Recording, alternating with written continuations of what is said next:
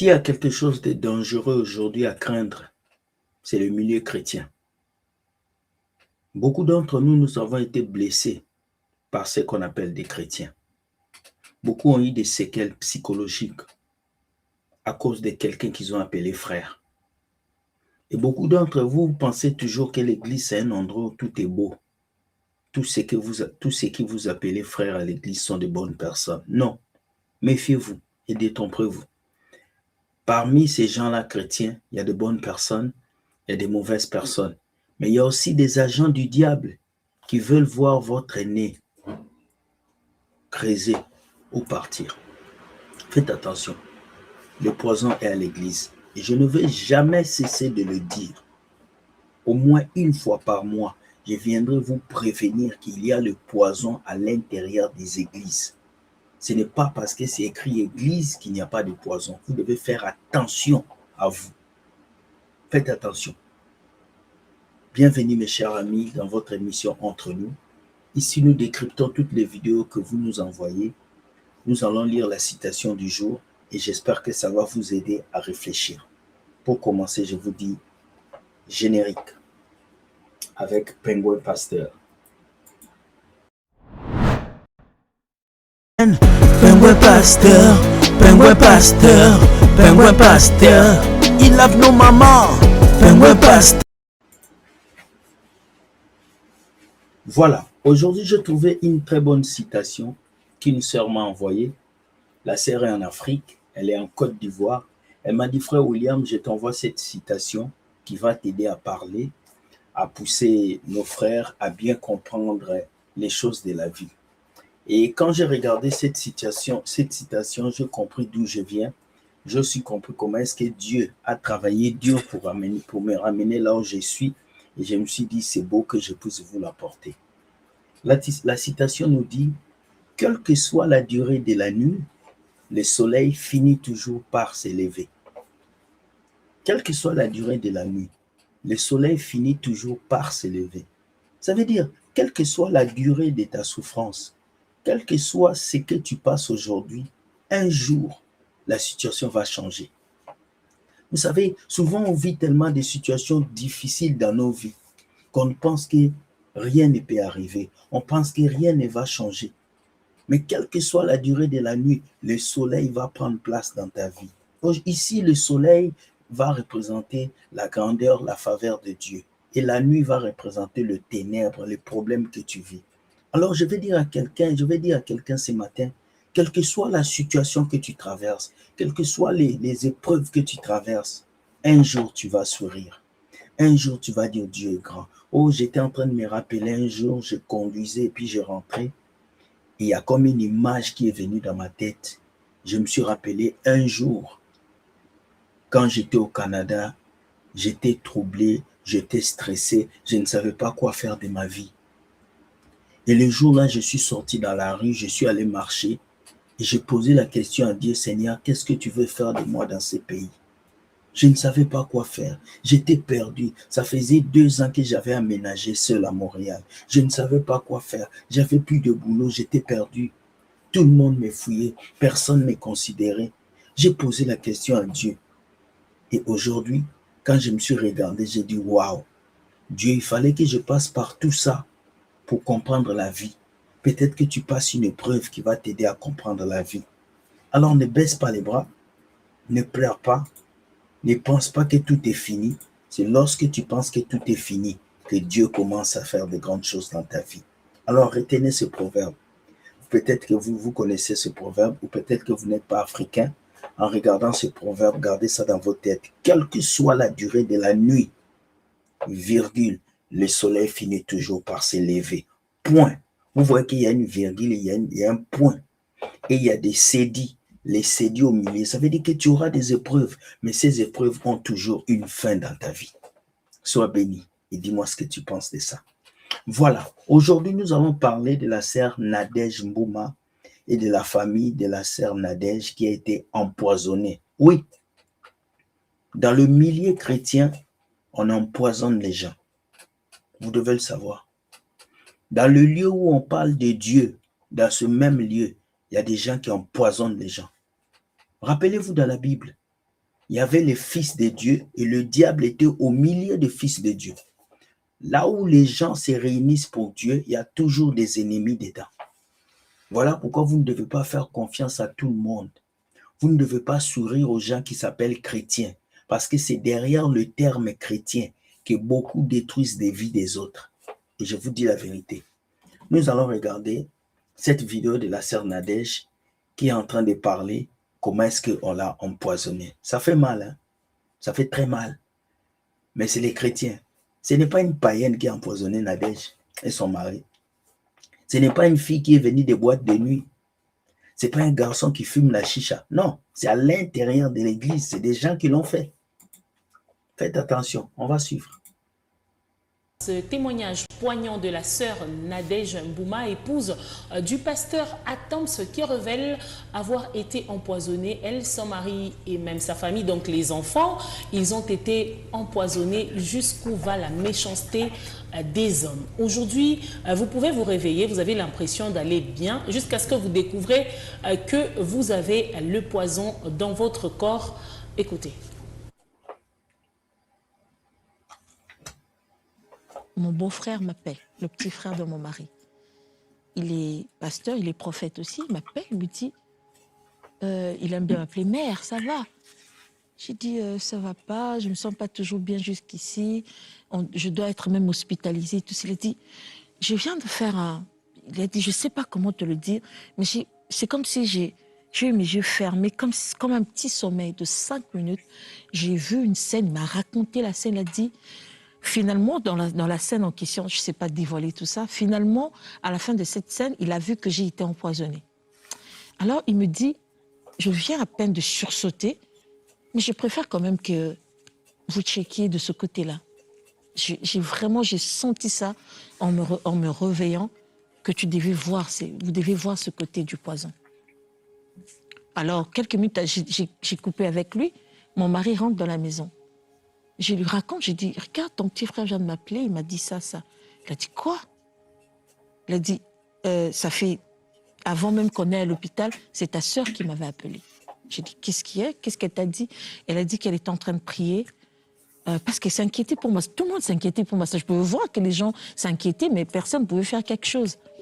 Alors, il me raconte, il dit, ta sœur m'a appelé ce matin, elle m'a dit, quand elle a fini sa prière pour moi, elle a entendu clairement dans ses oreilles, Nadège doit passer un test de poison. Alors, mon mari m'a dit, j'ai fait appeler quelqu'un, on va te passer le test. J'étais là, j'étais anxieuse.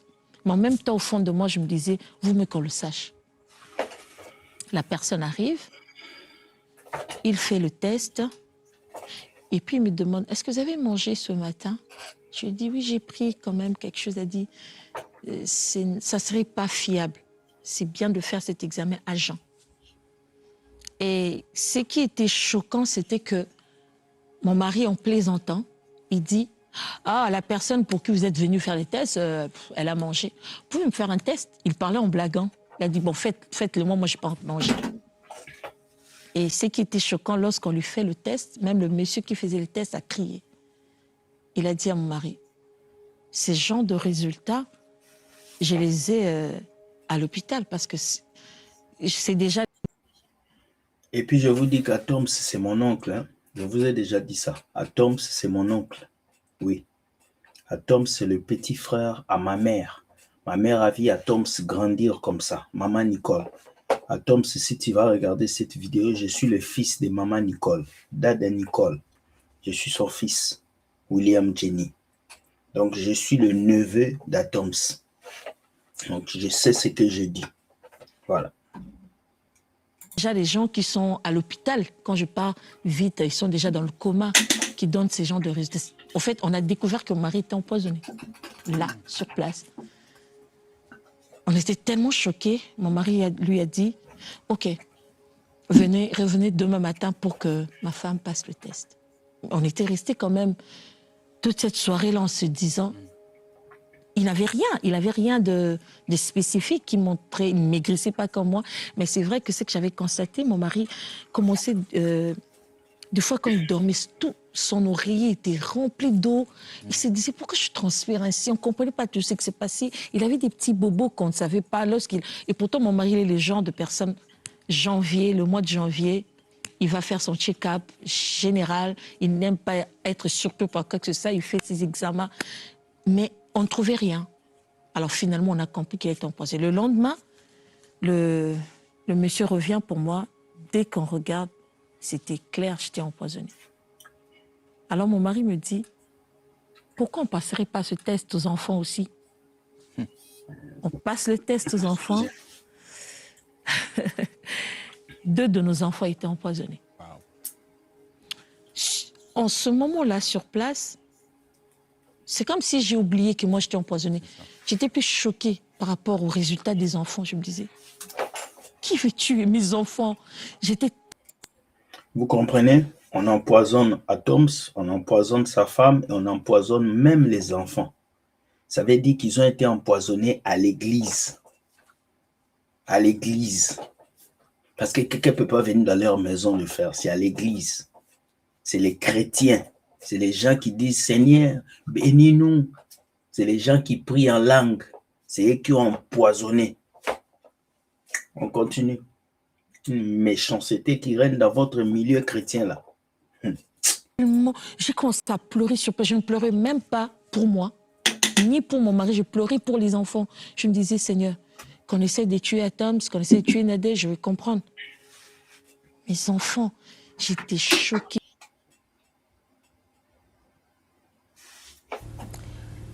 C'est vraiment triste, aller jusqu'à empoisonner toute une famille, donc papa, maman et les enfants. Et dire que si on essaye de bien chercher, certainement ils ont été empoisonnés dans les milieux des chrétiens.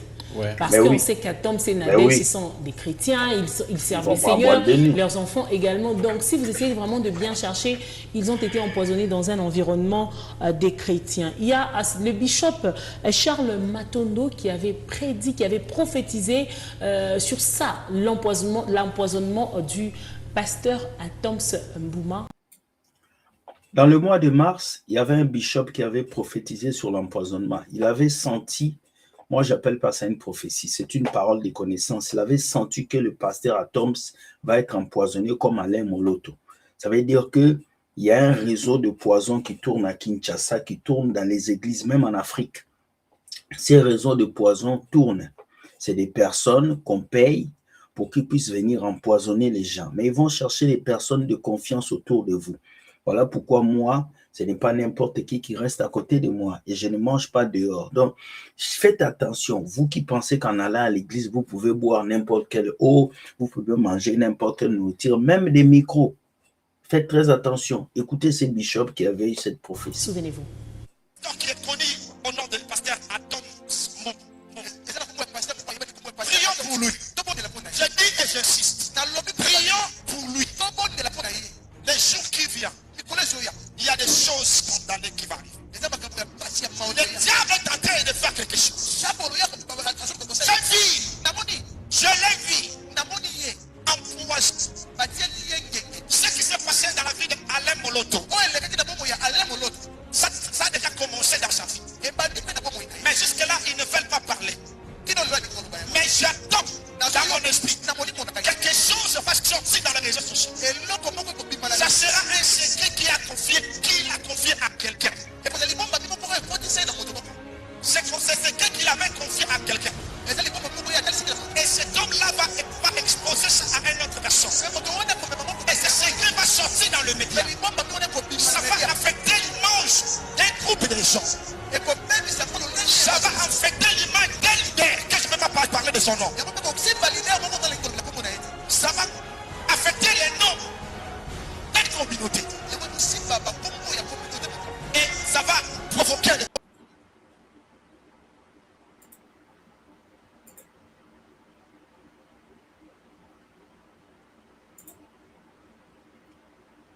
problèmes. Et à cause de ces vérités, ils vont faire tout de fermer sa bouche. Ils vont faire tout de prendre sa vie. Prions pour que ces enfants ne restent pas orphelins. Alors, Julie Kaninda, ceci doit-il nous interpeller dans la mesure où à chaque fois qu'on reçoit un message, il faut le prendre au sérieux? Parce qu'à un moment, on s'est dit non, il a parlé juste pour parler, mais après, lorsqu'on voit quelques signes qui ressemblent au message qu'on a reçu, au message prophétique, on s'est dit, voilà, Dieu avait déjà parlé. Oui, Dieu avait déjà parlé. C'est pourquoi la Bible nous dit Dieu parle cependant, tantôt d'une manière, tantôt d'une autre. Pourquoi Dieu parle? C'est pour prévenir l'homme de la fosse, comme la Bible nous le dit. Il peut parler non seulement à pasteur à Toms parce qu'il est pasteur, non. Dieu peut cacher ça, mais révéler à un autre serviteur. D'où il faut toujours faire attention. Je sais qu'il y a des prophéties qui passent comme ça sur les réseaux sociaux et parfois, on a tendance à se dire, ben, les hommes de Dieu aussi exagèrent avec leurs prophéties, mais il y a d'autres prophéties qu'il ne faut pas négliger. Vous avez écouté la servante de Dieu, Nadège Mboma, comment elle a témoigné. Vous vous imaginez? Le poison a quitté les deux parents jusqu'à atteindre même les enfants. Les petits anges qui n'ont rien à voir avec vous, avec la jalousie que vous avez. D'où il faut vraiment faire attention. Parce que moi, j'avais suivi les témoignages où elle parlait de la dépression, mais je ne savais pas d'où venait la dépression en fait. Cependant, dans cette émission, c'est parce que j'ai eu aussi à suivre l'émission face à face, c'est là que j'ai compris d'où venait sa dépression. Et donc, il faut vraiment faire très attention. Mais je lui permets. Qu'est-ce qu'on doit, au fait, se dire aujourd'hui, nous étant chrétiens? Nous avons actuellement, clairement, des faux chrétiens.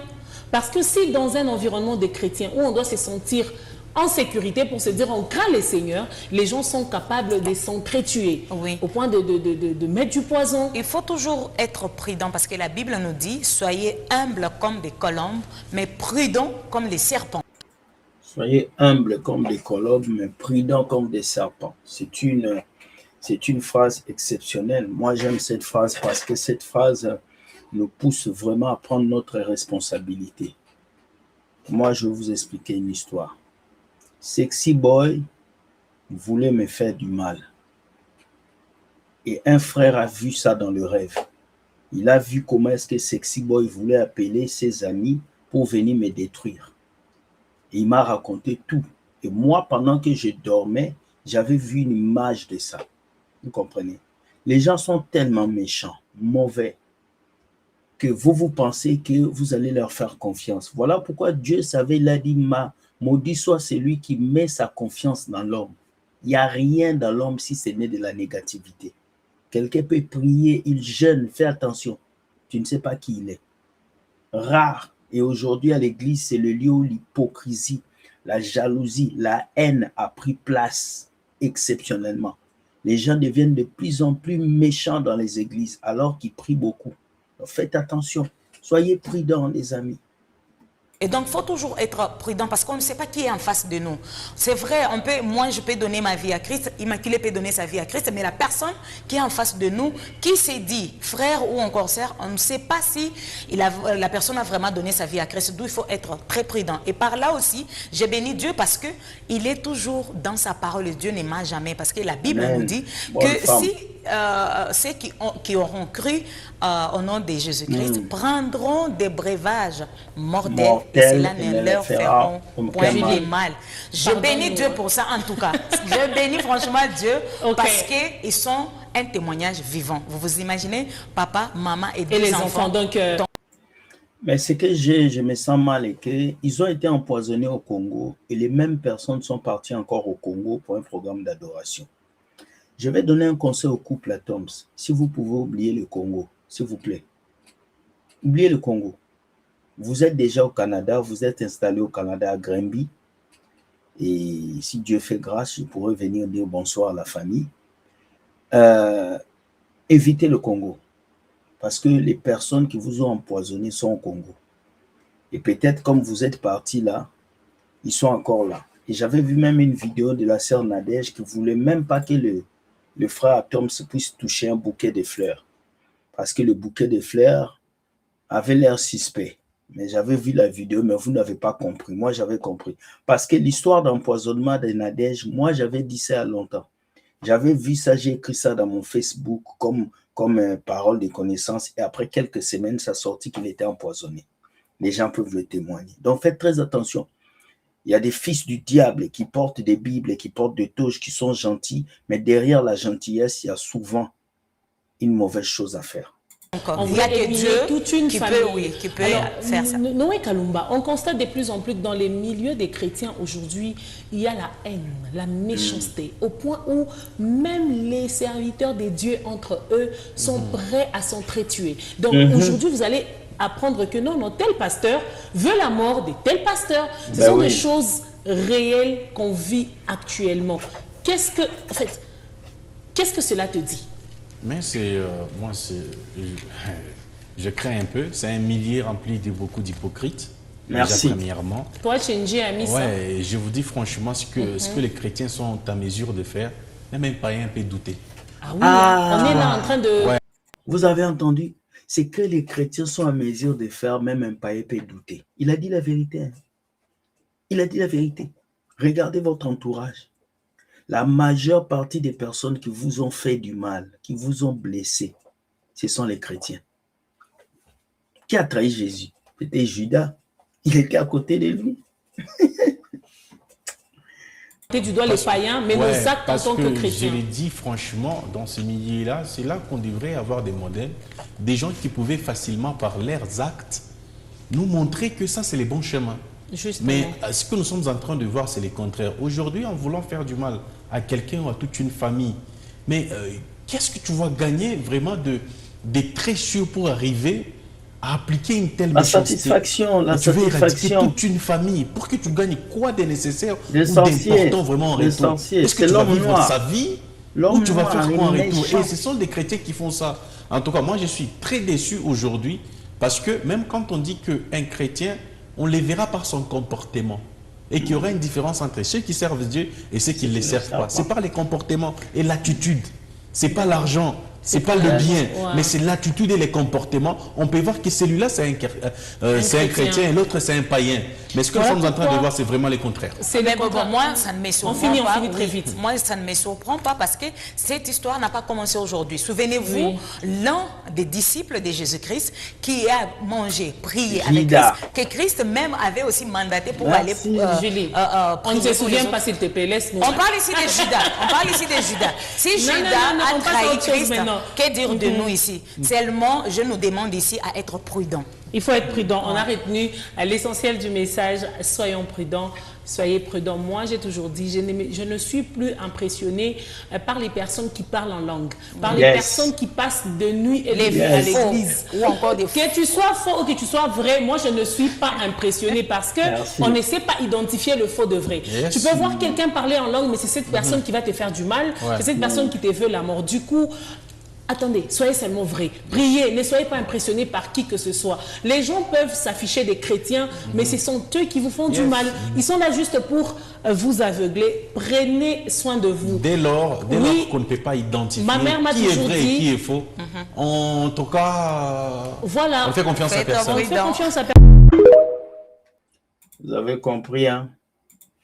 Vous qui appelez tout le monde frère, sœur à l'église, vous qui invitez tous les frères, les sœurs de l'église chez vous, faites attention, hein, parce que cette histoire de poison qui a commencé en Afrique, là, ça va venir au Canada, forcé au Canada, ça va arriver, dans les églises chrétiennes, ça va arriver.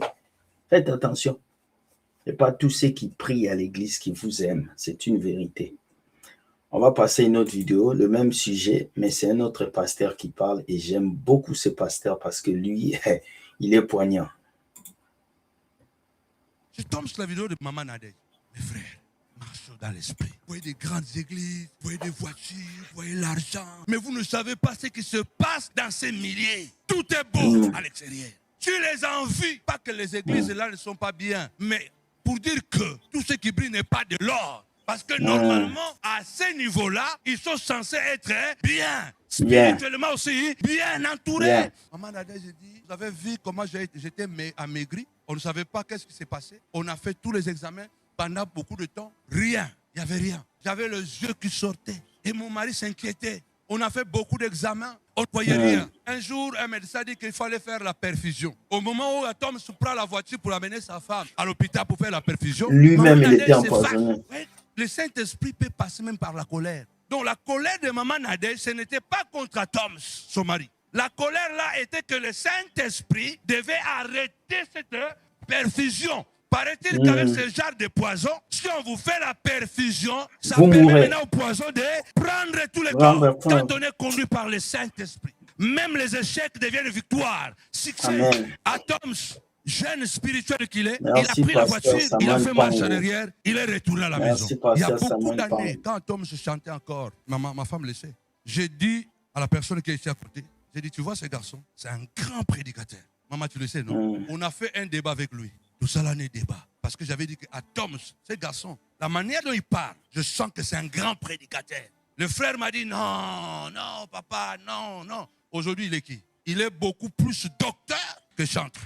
Et ça, moi, je l'avais dit il y a longtemps. Écoutez, maman Nadège dit, ils font demi-tour, ils retournent à la maison. Et à la maison, Atom s'appelle quelqu'un, parce qu'Akin là-bas, dans ses affaires de poison, paraît-il, à l'hôpital, ça ne se voit pas. Il y a d'autres personnes qui savent détecter ces poisons. Il appelle la personne à la maison. La personne arrive à la maison, il fait les tests à maman Nadège, mais il dit, le test là n'est pas vraiment concluant. Est-ce que tu as mangé quelque chose? Il dit non, j'ai mangé le matin quelque chose. Il dit non, non, non. Ce genre de test, il faut le faire à jeun. Et Atom, c'était là. Atom se dit, bon, comme vous avez fait à ma femme, bon, faites-moi aussi pour voir si je suis bien. Et le monsieur fait l'examen, Atom se pend.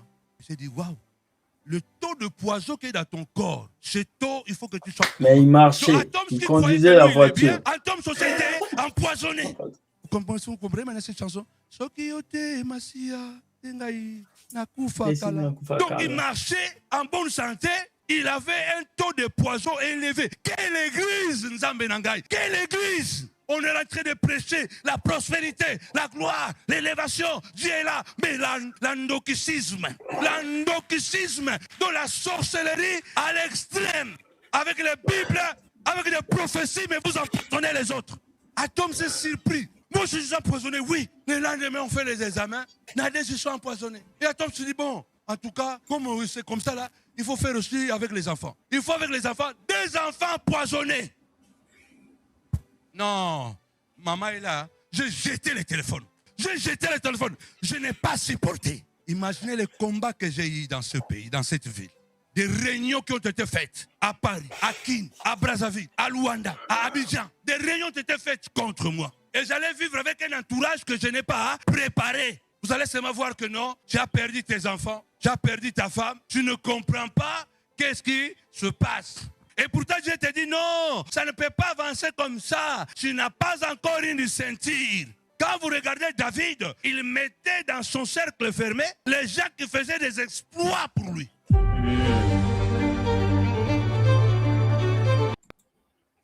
Ça, c'est le pasteur Samuel Panzou.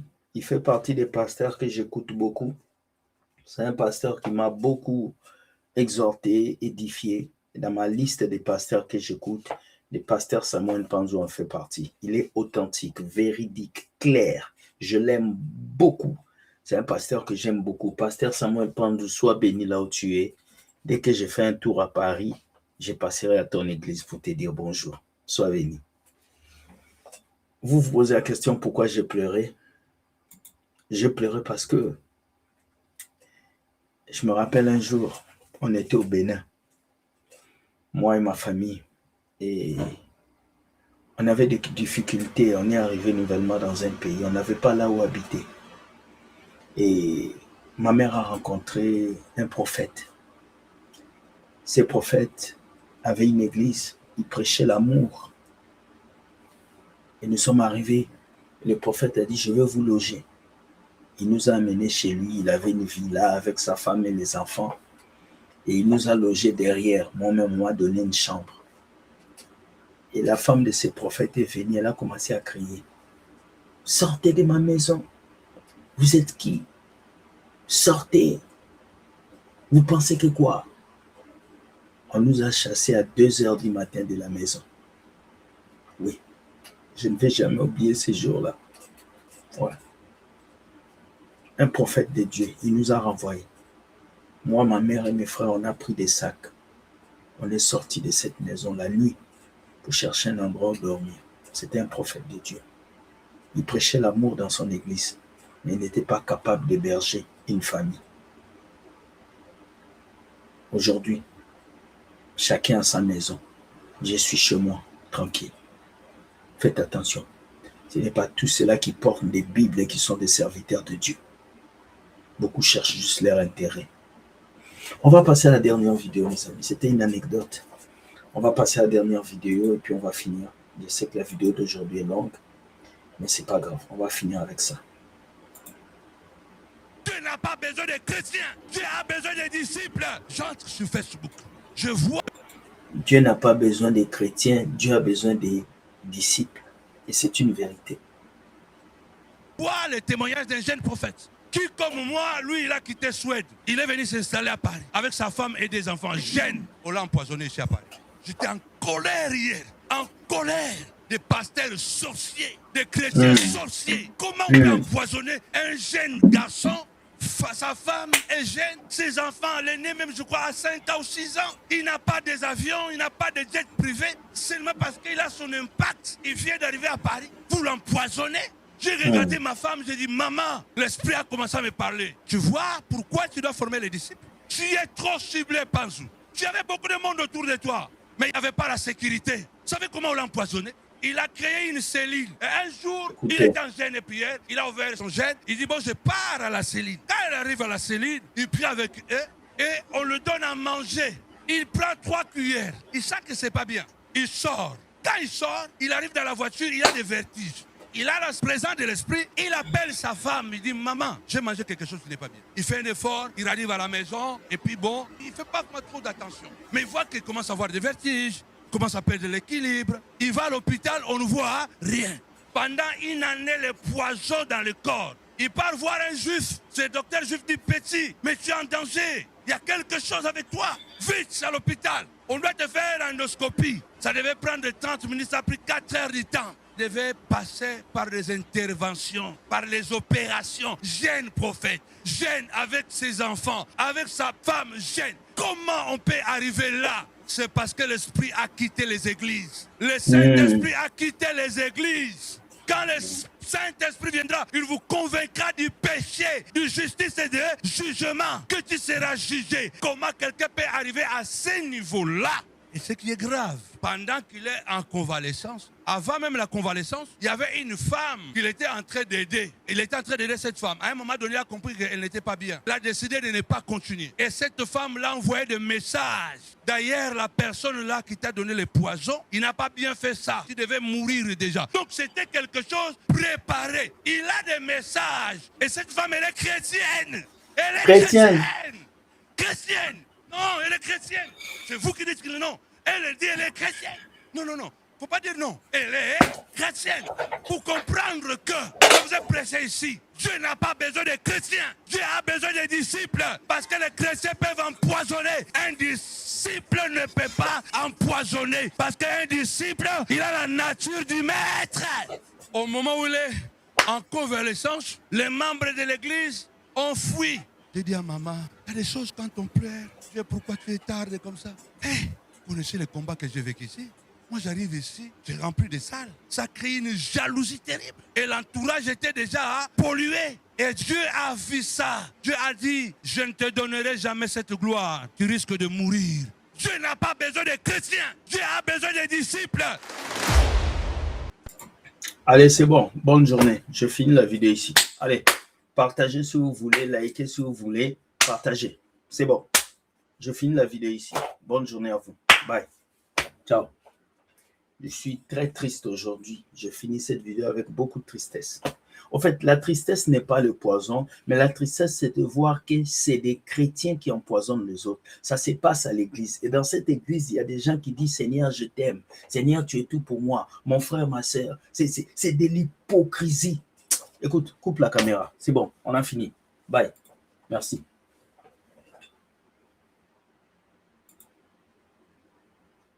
Allez. Merci. Bye bye. On coupe la caméra. Allez, go.